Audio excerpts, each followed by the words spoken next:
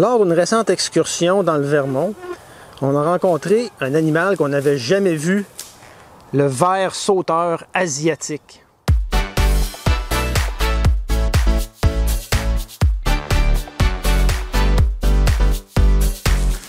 Là, je suis en train de chercher pour des vers de terre, comme je le fais habituellement. Là, je soulève des objets, des bûches, des troncs d'arbres, des pierres.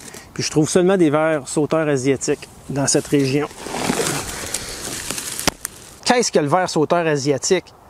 Bien, au premier coup d'œil, ça ressemble beaucoup à un ver de terre, mais c'est un ver qui est originaire du Japon, qui est arrivé aux États-Unis il y a environ une centaine d'années par le commerce des plantes exotiques. Donc, probablement des vers qui étaient cachés dans la terre des pots qui contenaient les plantes.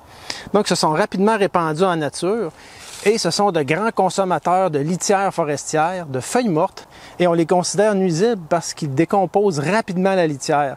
Donc, ils assèchent le sol et puis ils rentrent en compétition avec les micro-organismes et les petits invertébrés de la forêt.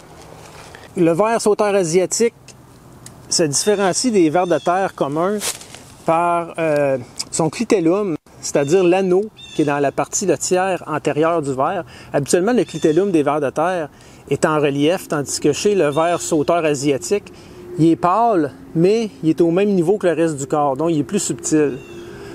Il produit moins de mucus aussi, il est moins gluant au toucher, et il est très vigoureux, c'est ça qui le caractérise surtout. Il est très très vigoureux, il sautille, il se tortille au sol, de là son nom, ver sauteur.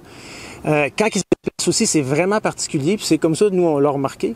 Il se déplace en serpentant, pareil comme le ferait une anguille ou un serpent, au lieu de, comme le font les vers de terre, c'est-à-dire il plie son corps, il détend son corps, il contracte son corps, il détend son corps.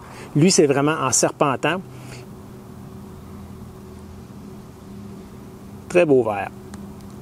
Le cycle de vie du ver sauteur asiatique est annuel, c'est-à-dire qu'il est sous forme de jeune ver la majeure partie de l'année et ils deviennent adultes environ en mai et juin.